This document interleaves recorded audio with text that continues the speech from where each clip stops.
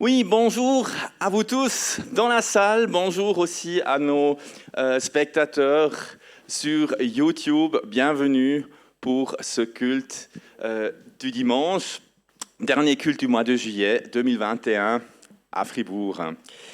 Et vous avez vu devant la porte, la pluie tombe et nous avons été secoués par ces images que nous avons vues dernièrement. J'aime pas les montrer, mais peut-être vous vous souvenez de cette image des maisons à Erftstadt, près de Cologne, qui étaient écroulées. Il y avait ces immenses cratères et les maisons sont tombées comme dans un trou. Et ces maisons-là ont été construites sur le sable. Et ça m'a rappelé un passage que nous lisons dans l'évangile de Matthieu. Et ça nous met tous en question aussi de nous poser la question comment nous avons construit notre maison, pas la maison physique, mais la maison de notre vie. C'est dans l'évangile de Matthieu, le chapitre 7 au verset 24. C'est pourquoi toute personne qui entend ces paroles que je dis, Jésus venait d'enseigner à ses disciples. C'est pourquoi toute personne qui entend ces paroles que je dis et les met en pratique, je la comparerai à un homme prudent qui a construit sa maison sur le rocher. La pluie est tombée, les torrents sont venus, les vents ont soufflé et se sont déchaînés contre cette maison. Elle ne s'est pas écroulée parce qu'elle était fondée sur le rocher. Mais toute personne qui entend ces paroles que je dis et ne les met pas en pratique ressemblera à un fou qui a construit sa maison sur le sable. La pluie est tombée, les torrents sont venus, les vents ont soufflé et se sont abattus sur cette maison. Elle s'est écroulée et sa ruine a été grande. Ce que Jésus décrit là, ça s'est littéralement passé. Et la question n'est pas maintenant quelle est la beauté de notre maison. Si nous avons du marbre par terre ou du bois précieux contre les murs, si nous avons des poignées en or ou en argent, non, tout ça, ça n'a aucune importance quand l'épreuve vient, quand la pluie vient. Ce qui est important, c'est le fondement. Et je nous invite aussi tous à réfléchir, est-ce que nous avons fondé notre maison, la maison de notre vie sur le roc. Et Jésus lui dit clairement, ce que ça veut dire, c'est celui qui entend mes paroles. Donc, c'est déjà important d'écouter ce que Jésus il a à nous dire. C'est important de nous confronter aux paroles de la Bible, aux paroles de l'Évangile. Mais ça va encore plus loin. Il ne faut pas seulement les entendre et puis peut-être dire, oui, ça je comprends, oui, là je suis d'accord, puis là je ne suis pas d'accord. Non, mais de les mettre en pratique, de les reconnaître, les paroles de Jésus-Christ comme autorité dans notre vie, de reconnaître la Bible comme autorité dans notre vie. Et nous sommes très reconnaissants aussi de pouvoir nous retrouver ce matin au culte pour écouter les paroles de Jésus et les paroles de Dieu, les paroles de la Bible de manière générale, que ce soit par le chant, que ce soit par la méditation, que ce soit par la prédication que nous allons entendre tout à l'heure. C'est important d'écouter. Et après la mise en pratique, nous ne sommes pas laissés seuls. Nous pouvons aussi remercier le Seigneur qui nous a donné son Saint-Esprit. Parce que c'est le Saint-Esprit, comme a dit Jésus, qui nous conduit dans toute la vérité. Ça veut dire, il nous aide à mettre en pratique, à dire, ah oui, ce que Jésus il a dit là, il y a plus de 2000 ans, dans l'Évangile, aujourd'hui, je peux appliquer cela à telle et telle situation de ma vie. En 2021, cette parole, elle est restée actuelle. Et j'aimerais aussi prier pour que nous puissions ce matin profiter de cette occasion pour entendre la parole de Dieu, pour qu'elle nous instruise, pour qu'elle nous affermisse dans notre vie et pour que notre maison, la maison de notre vie, tienne aussi au jour de l'épreuve. Oui, Seigneur Jésus-Christ, nous te remercions de ce que tu as fait ce chemin de venir sur la terre pour venir vers nous, pour nous enseigner, pour nous montrer la volonté de Dieu, pour nous dire ce que toi tu veux, ce que ton Père il veut Merci beaucoup, Seigneur Jésus-Christ, aussi parce qu'aujourd'hui encore, nous pouvons lire ces paroles. Mais merci aussi que tu nous as donné le Saint-Esprit pour que nous puissions les comprendre et puis les mettre en pratique dans notre vie. Que cela ne reste pas simplement de la théorie, mais que nous pouvons vivre ces paroles et recevoir ta bénédiction. Et de cette manière-là, je te prie de bénir aussi chacun de nous, chacun des auditeurs, que ce soit dans la salle, que ce soit devant les écrans, que nous puissions comprendre ce que tu veux nous dire aujourd'hui par ta parole et que tu nous mettes aussi le doigt là-dessus où nous devons encore mettre en pratique cette parole, où nous avons peut-être ignoré ta volonté et que nous puissions la mettre en pratique à partir d'aujourd'hui. Merci parce que nous avons ton aide, merci parce que nous avons ton œuvre de la croix par laquelle nous avons été pardonnés de tous nos manquements, de tous nos péchés, que nous avons été purifiés, que nous avons reçu, grâce à ton œuvre à la croix, une vie nouvelle. Et merci parce que tu nous accordes aujourd'hui de la vivre en pratique. Amen. Alors, la parole est aux musiciens qui nous conduisent dans la louange par le chant. Bonjour aussi de notre part.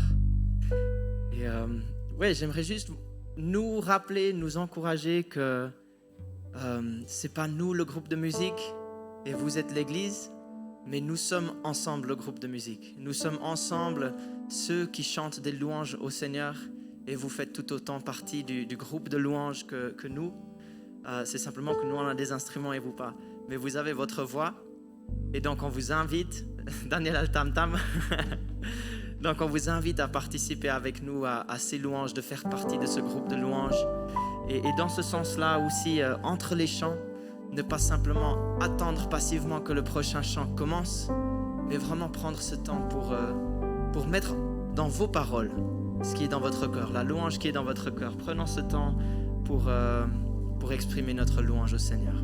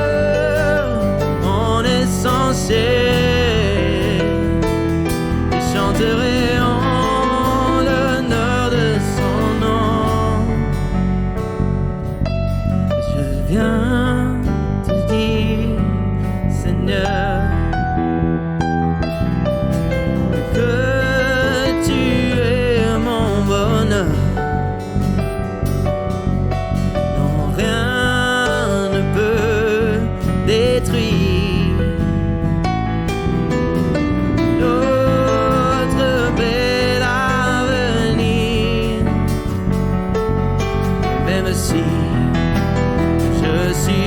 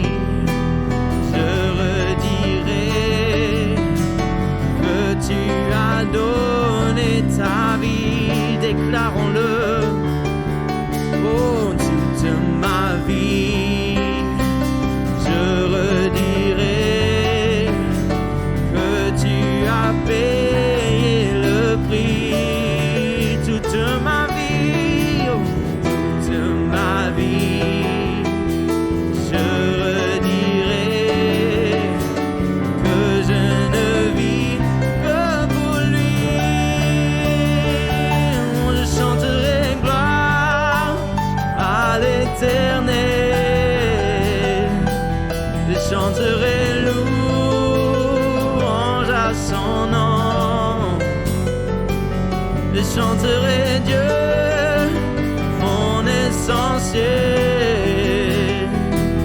Je chanterai en l'honneur de ton nom.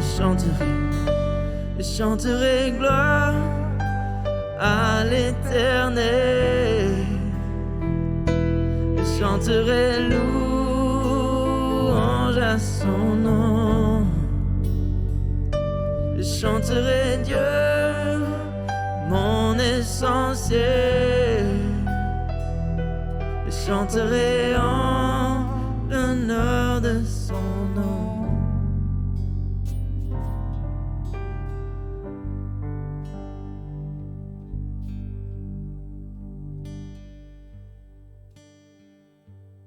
Je vous invite à un temps de simplement se souvenir, d'exprimer notre reconnaissance au Seigneur. Qu'est-ce qu'il a fait pour toi dans la semaine qui a passé?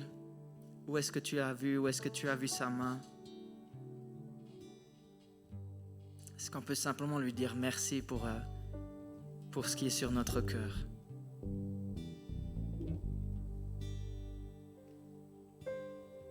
Sentez-vous libre de le faire à haute voix aussi si vous l'avez à cœur.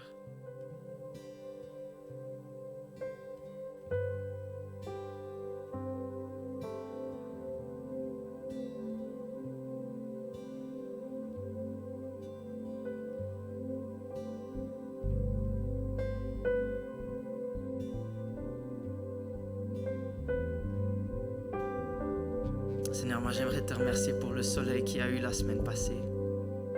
Merci parce que ça fait tellement du bien après une longue période de pluie de revoir le soleil.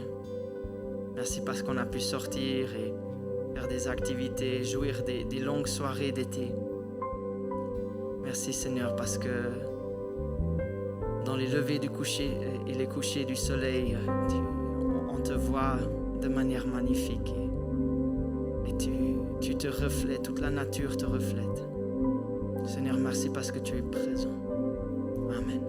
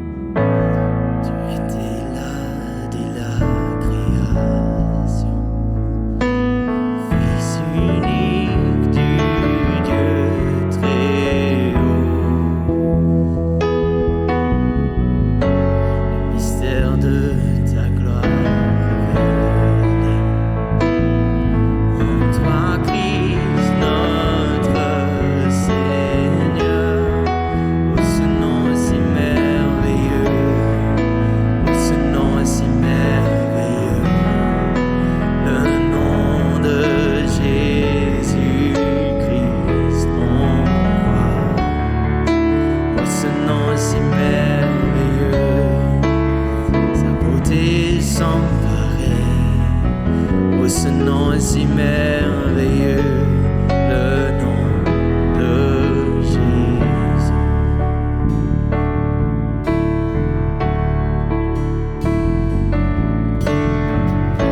Tu n'as pas voulu les cieux sans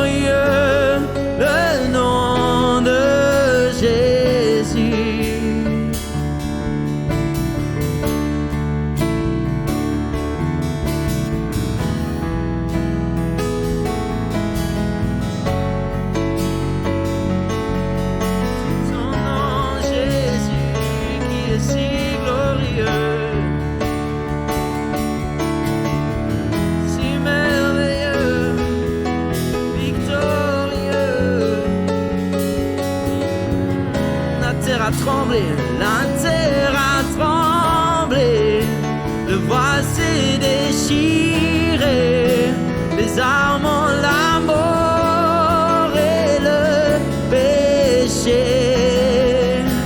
Les cieux chantent ta gloire, l'écho de ta victoire. Tu es le roi ressuscité. Tu es sans rival, tu es sans égal. Dieu, tu triomphes à tout jamais. Oh, à toi soit le règne, à toi soit la gloire. Ton nom surpasse tout autre nom. Oh, ce nom est victorieux, oh ce nom est victorieux, le nom de Jésus, Christ mon roi. Oh ce nom est victorieux, sa beauté est sans pareil. Oh ce nom est victorieux, le nom de Jésus. Le nom de Jésus, tu es sans rival, tu es sans rival, tu es sans égal. Dieu, tu triomphes à tout jamais. Et à toi soit le règne, à toi soit la gloire.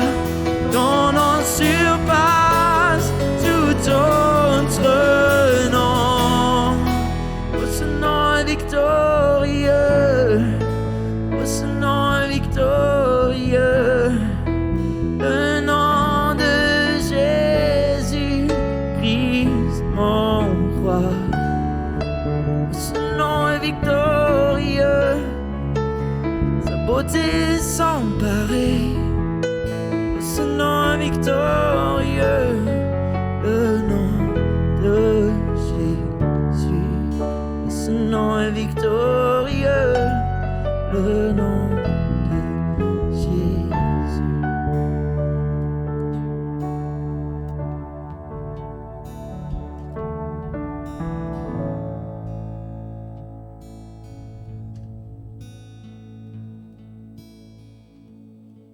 Prenons le temps simplement de réfléchir à ces paroles. Qu'est-ce que le nom de Jésus veut dire pour toi? Est-ce qu'il est vraiment merveilleux pour toi? Est-ce qu'il est glorieux? Est-ce qu'il est victorieux?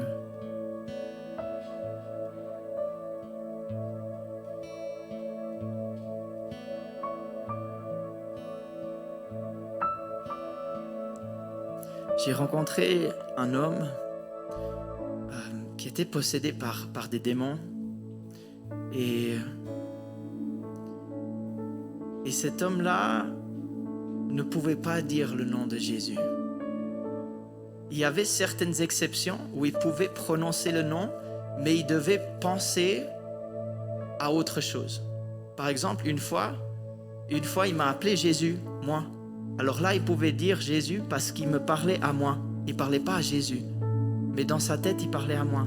Et dans ce cas-là, il pouvait dire le nom de Jésus, mais quand il parlait à Jésus, vraiment à Jésus, il ne pouvait pas le faire. Ce nom est puissant, ce nom est victorieux.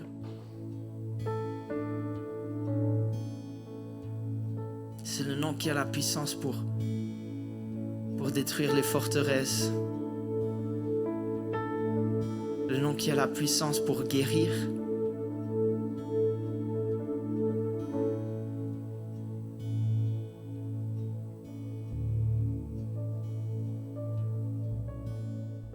Est-ce que tu réalises ça? Est-ce que tu réalises la puissance qui est à ta disposition?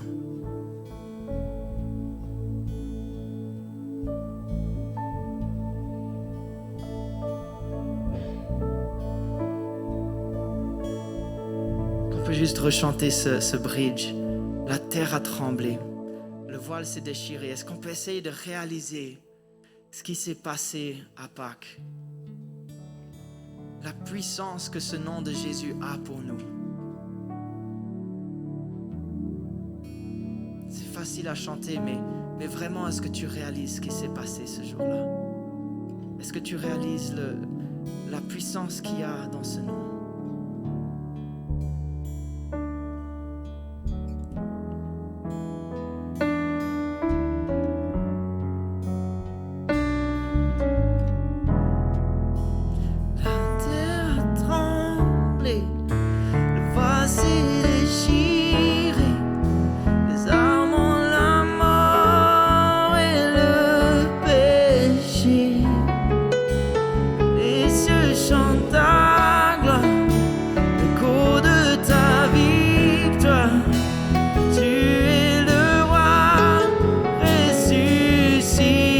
Chantons encore une fois. Puis la terre a tremblé, le voile s'est déchiré, les armes ont la mort et le péché. Les cieux chantent ta gloire, l'écho de ta victoire. Tu es le roi ressuscité. Tu es sans rival, tu es sans égal, que tu triomphes à tout jamais. Toi sois le règne, à toi soit la gloire, ton nom surpasse tout autre nom. Tu es sans rival. Sans rival, tu es sans égal, que tu triomphes à tout jamais. À toi soit le règne, à toi soit la gloire, ton nom surpasse tout autre nom. Oh, ce nom est victorieux. Ce nom victorieux, le nom de Jésus-Christ, mon roi. Oh, ce nom victorieux, ta beauté sans pareil. Oh, ce nom victorieux, le nom de Jésus. Oh, ce nom victorieux.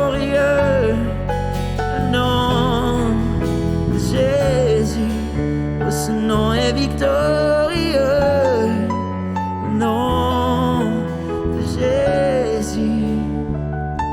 Il n'y a aucun autre nom comme le nom de Jésus.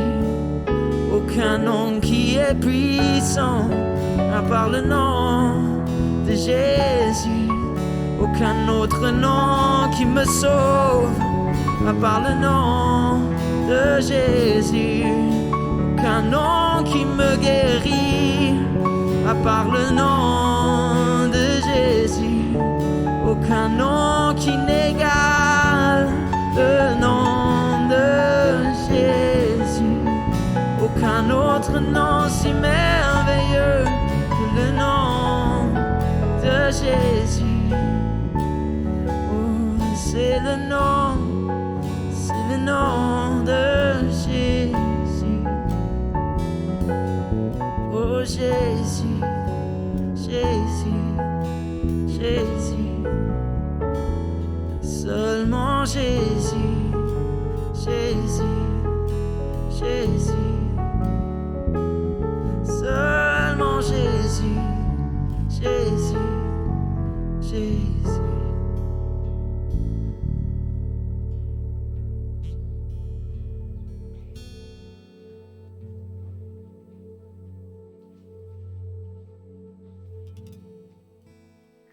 Ce prochain chant dit à la croix je me prosterne, et des fois c'est utile et bon de faire quelque chose de physique pour montrer notre louange au Seigneur. Parfois ça nous aide, c'est pas que le Seigneur a besoin de ça, c'est même pas qu'il te demande de faire ça, mais des fois ça m'aide, en tout cas moi, de faire quelque chose de physique, une action physique.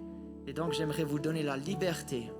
Si quelqu'un a envie de réellement se prosterner devant le Seigneur, devant la croix de Jésus, sentez-vous libre de le faire.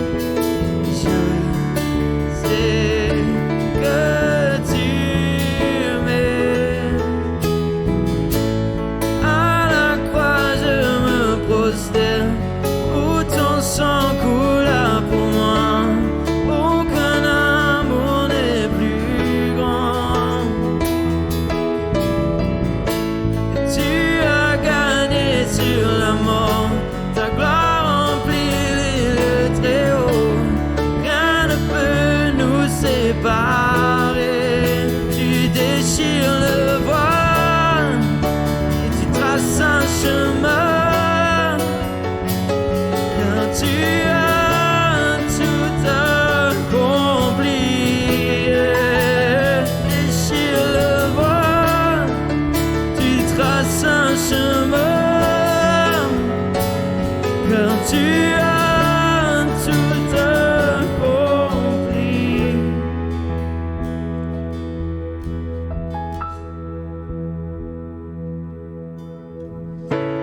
Si tout s'effondre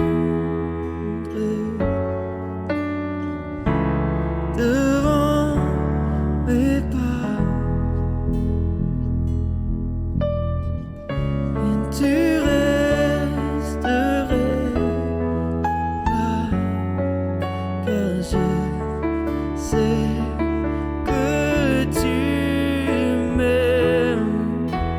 Je sais que tu m'aimes tous les jours, oui, je sais que tu m'aimes à jamais. Je sais que tu m'aimes. À la croix je me prosterne, où ton sang coula pour moi. Aucun amour n'est plus grand. Oh, tu as gagné sur la mort, ta gloire remplit les lieux très hauts. Rien ne peut nous séparer. À la croix je me prosterne, où ton sang coula pour moi. Aucun amour n'est plus grand. Tu as gagné sur la mort, ta gloire remplit les lieux très hauts. Rien ne peut nous séparer.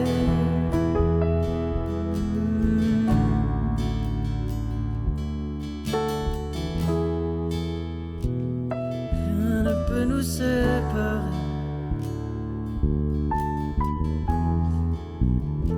D'âge en âge, tu es fidèle.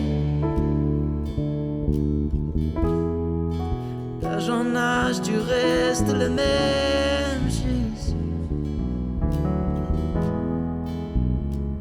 D'âge en âge, tu m'aimes. Peu importe mes circonstances et mes choix et mes pensées, je sais que tu m'aimes.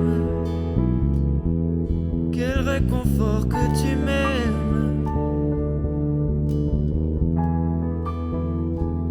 Quel réconfort que je dois pas mériter ton amour.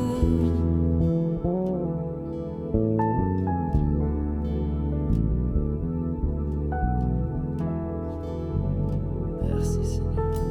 Merci Jésus. Merci Seigneur.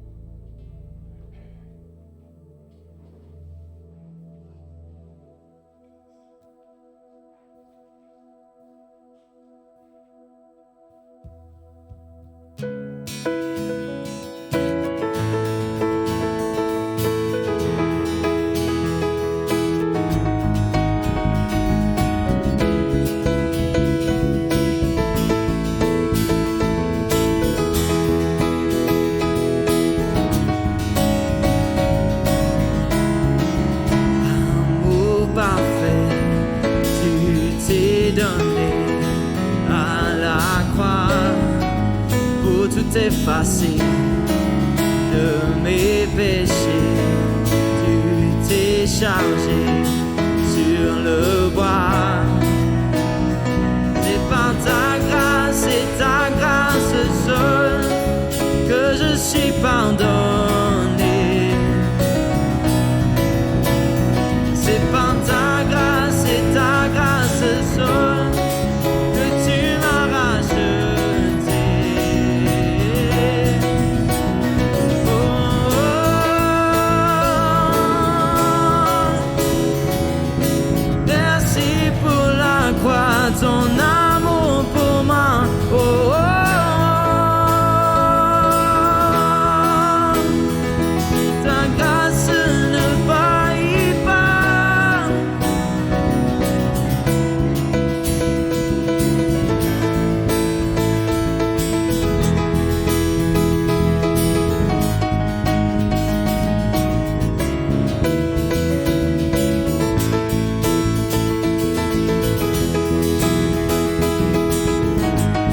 Rien ne pourrait.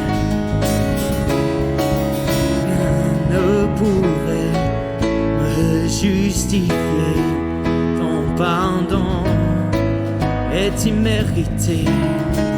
Tous mes efforts ne suffiraient à me sauver. C'est par ta grâce, c'est ta grâce seule que je suis pardonné. C'est par ta grâce et ta grâce seule que tu m'as racheté.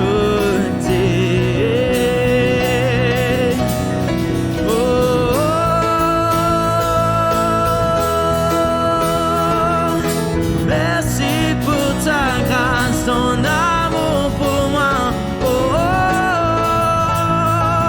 oh. Ta grâce ne faillit pas, oh, oh, oh.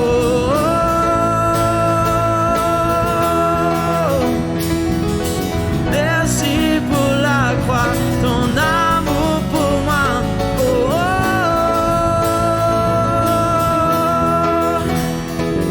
Ta grâce ne faillit pas.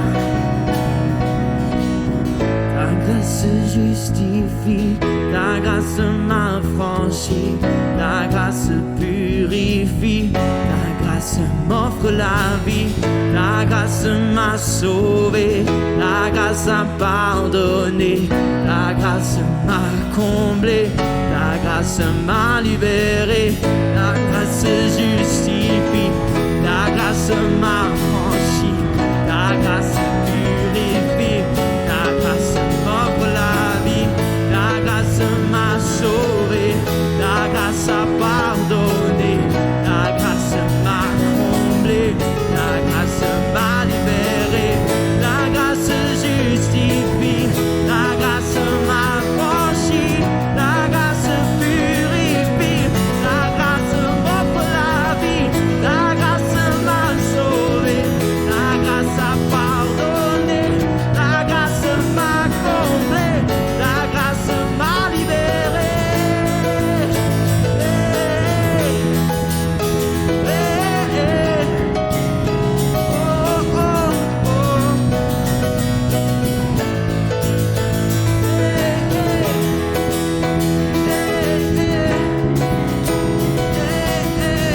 Oh, oh, oh.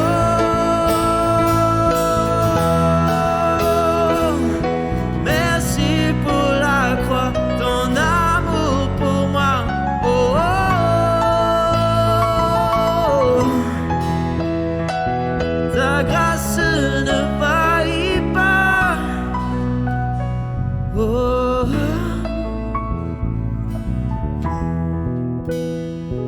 oui, merci pour la croix, ton amour pour moi. Oh, oh.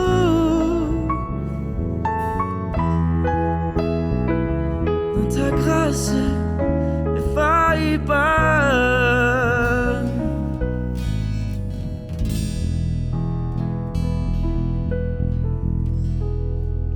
Amen.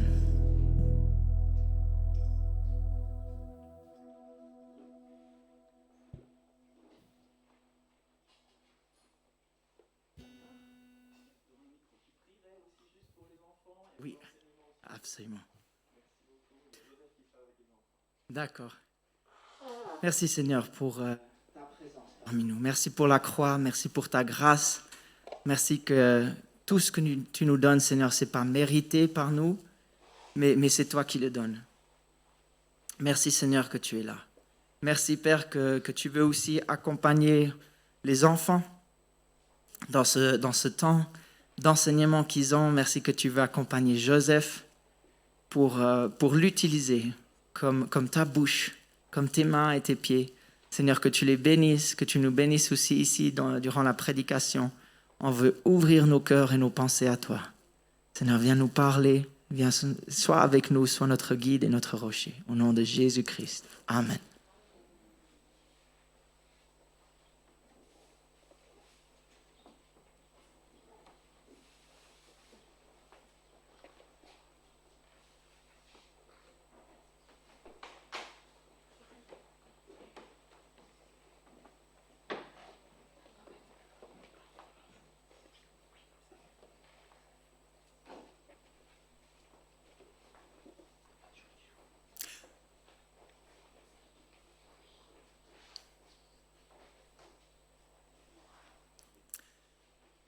Voilà, je prends la place de Damien ici, mais n'ayez crainte, je vais ni jouer de la guitare, ni chanter, parce que j'aimerais que vous restiez en ligne. J'aimerais pas que vous soyez chassés par mes dissonances. Mais en fait, j'étais beaucoup touché par cet ensemble de chants que nous avons entendus. Il y avait comme une progression, et nous avons vu aussi dans ces textes l'évangile, qui a été raconté par des personnes qui l'ont vécu personnellement. Ça, c'est quelque chose de particulier. C'est comme des témoignages aussi que ces chanteurs ont donné, comment ils ont été confondus par la croix, comment ils ont vu que la grâce a transformé leur vie, etc.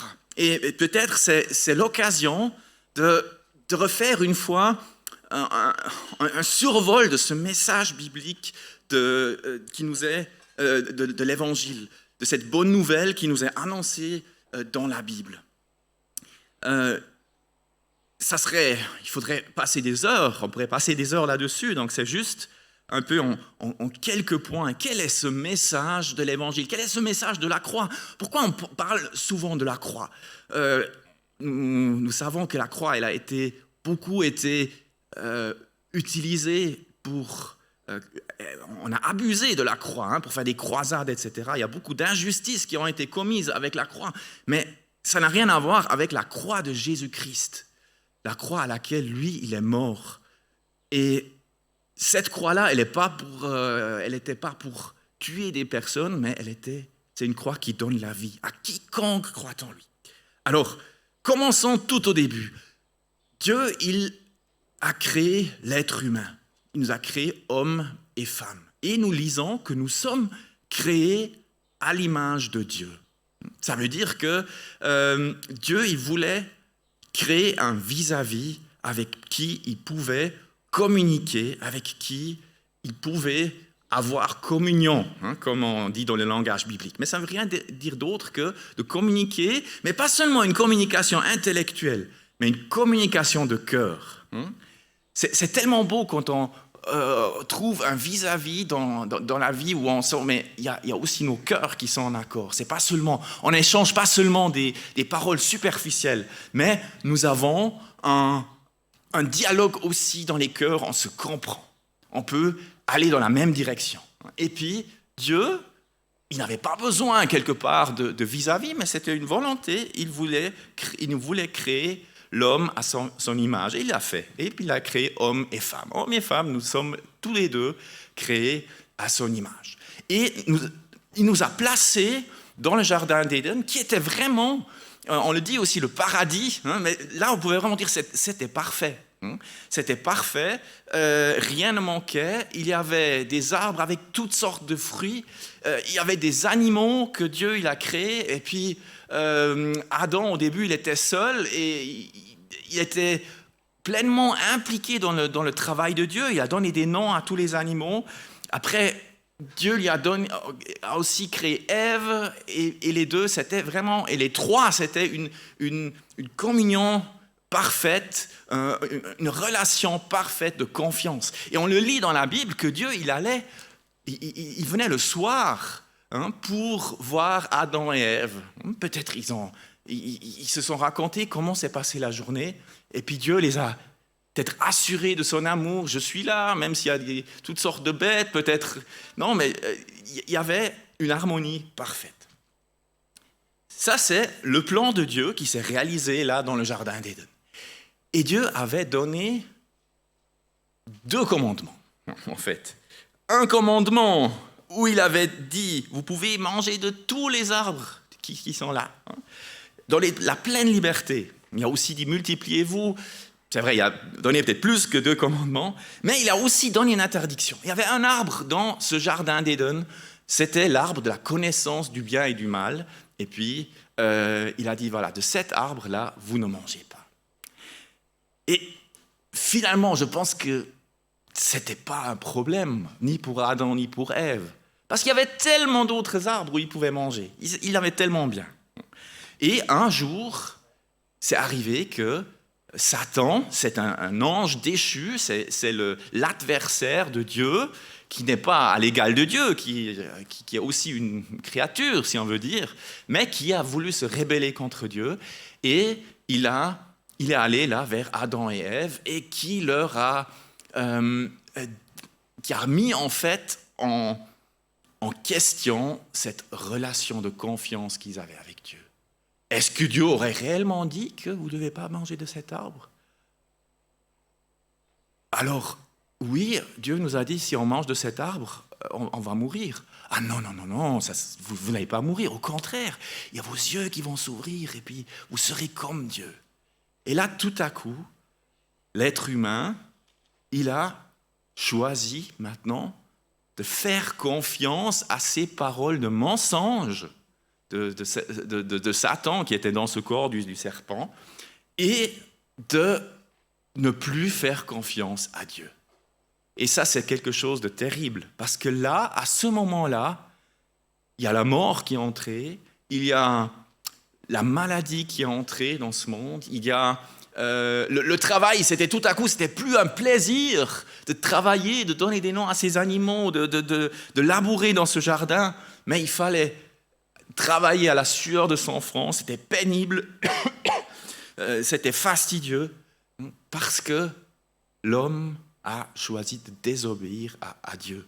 Et le pire, voilà, il y avait cette relation de confiance qui était brisée.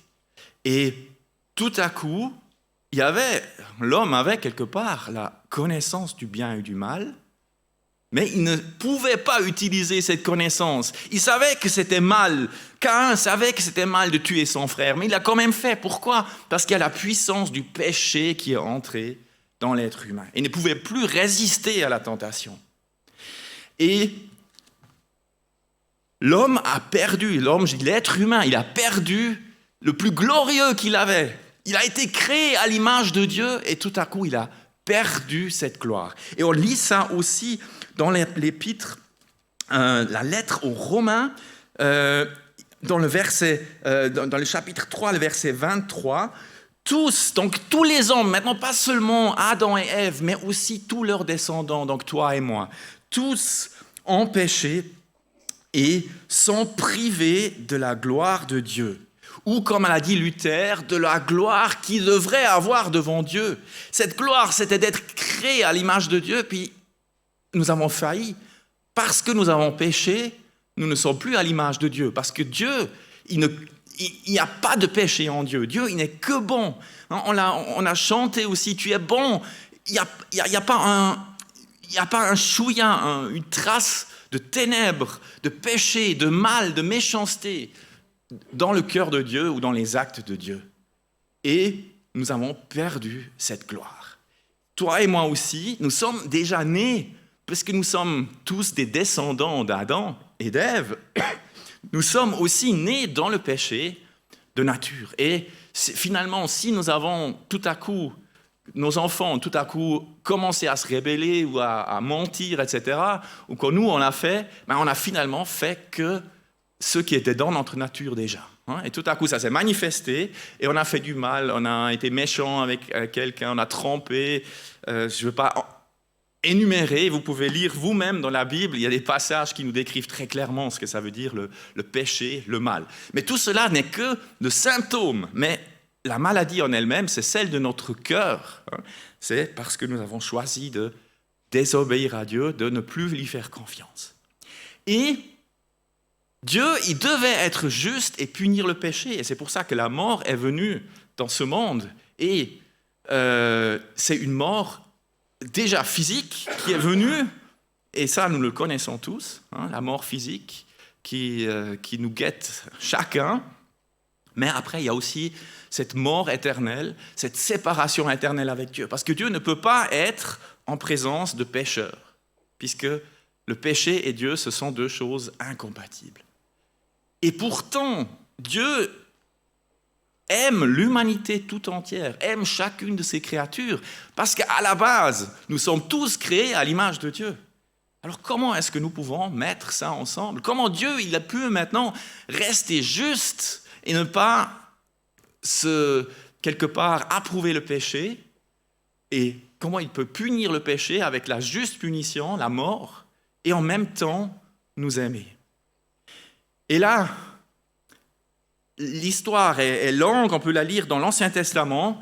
Dieu, il a aussi montré à nous, en donnant toutes sortes de lois, de commandements, qui ont finalement montré qu'on n'est pas capable. On sait, oui, c'est bon de suivre la loi. Peut-être vous connaissez les 10 commandements.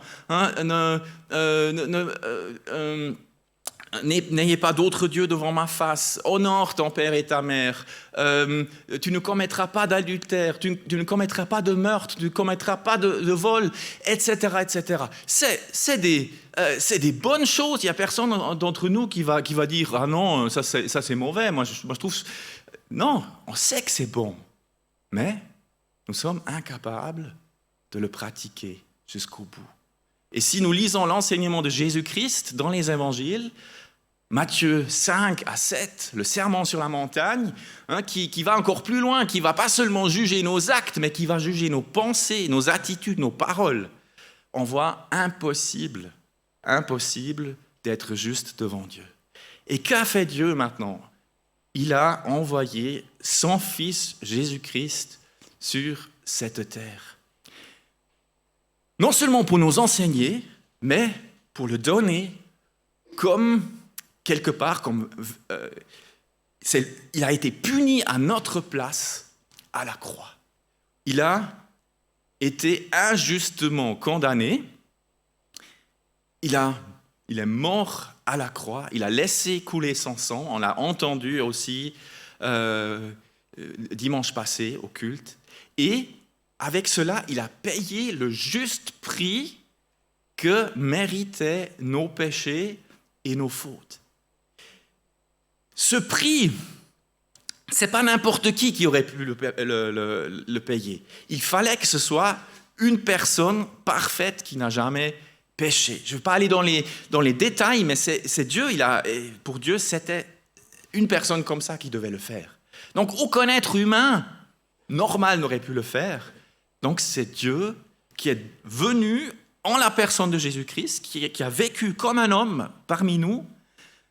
Il a payé par sa vie, il a porté la punition pour nos péchés à la croix. Puis maintenant, Dieu, il peut être juste avec nous et en même temps nous montrer son amour. Et ce verset que j'ai lu dans la lettre aux Romains, il continue. Nous avons... Tous ont péché et sont privés de la gloire de Dieu. Et ils, donc tous, aussi toi et moi, sont gratuitement déclarés justes par sa grâce, par le moyen de la libération qui se trouve en Jésus-Christ. Maintenant, nous avons cette possibilité de devenir justes, d'être déclarés justes, non pas par des êtres humains, mais par Dieu lui-même. Parce que Dieu ne regarde plus notre vie, mais il regarde la vie de Jésus. Et il nous regarde comme si nous n'avions jamais eu ni commis aucun péché. C'est un miracle. À la croix, il y a eu cette transformation. Et c'est pour ça que on a chanté aussi tout à l'heure, « Amour parfait, tu t'es donné à la croix pour tout effacer. De mes péchés, tu t'es chargé sur le bois. » Là, le chanteur, il s'est adressé à Jésus-Christ. C'est lui qui s'est donné à la croix. Et il n'y a pas seulement le pardon de nos péchés passés qui s'est effectué à la croix, mais Jésus-Christ nous a aussi donné une nouvelle vie. Ça veut dire maintenant, nous n'avons plus besoin de pécher. Nous ne sommes plus obligés de pécher tous les jours et d'être des prisonniers du péché, mais Dieu nous donne la possibilité de résister à la tentation. Ça ne veut pas dire que le péché a quitté ce monde, et ça ne veut pas dire que les épreuves ont quitté ce monde. Et dans ce texte, dans Matthieu 7 que j'ai lu au début du culte, on a entendu, il y avait ces deux maisons, une était construite sur le roc, l'autre construite sur le sable, Mais la pluie, elle est venue pour les deux maisons. Et c'est la même chose dans notre vie, que nous soyons chrétiens ou non, des épreuves, il y en a, des difficultés, il y en a. Et je suis certain que parmi les personnes en Allemagne qui ont perdu tout d'un moment à l'autre, on pourrait dire d'un jour à l'autre, la pluie est venue la nuit, le matin, ils n'avaient plus rien, juste les habits sales sur leur corps. Et tout le reste était dans les eaux. Et je suis sûr qu'il y avait aussi des chrétiens parmi ces personnes. Donc, quelle est la différence? La différence, c'est que nous savons que Dieu nous porte à travers cela. Et là, il y avait aussi un chant, j'espère que je le retrouve, où il était dit, même si je perdais tout, prosterné à la croix, c'était ça, mais je vois plus le texte devant moi. Donc même si je perds tout, toi, tu restes là. Et ça, c'est aussi quelque chose qui est grandiose. Quand on perd tout sur la terre, Jésus, il reste encore là. Dieu, il reste encore là. Et nous pouvons nous confier qu'il va nous porter aussi à travers ces épreuves que nous vivons. Alors, en conclusion, est-ce que c'est maintenant quelque chose d'automatique, que nous sommes simplement, avant nous étions perdus, maintenant nous sommes sauvés, c'est quelque chose qui est automatique pour tout le monde? L'offre, le cadeau, Dieu l'offre à chacun. À chacun, ici, à vous à l'écran, à vous dans la salle, en Suisse, dans tous les pays du monde, ce salut est offert gratuitement. Mais comme avec tout cadeau, c'est toi qui choisis si tu veux recevoir ce cadeau qui est là pour toi ou si tu veux le refuser. Pourquoi est-ce que c'est si difficile de recevoir un tel cadeau?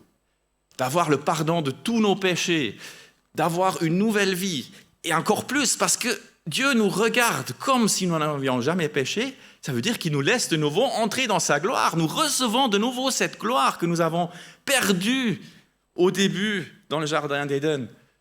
Pourquoi est-ce que c'est alors si difficile de recevoir ce cadeau? Parce qu'il y a simplement cette confiance totale en Dieu qui est demandée.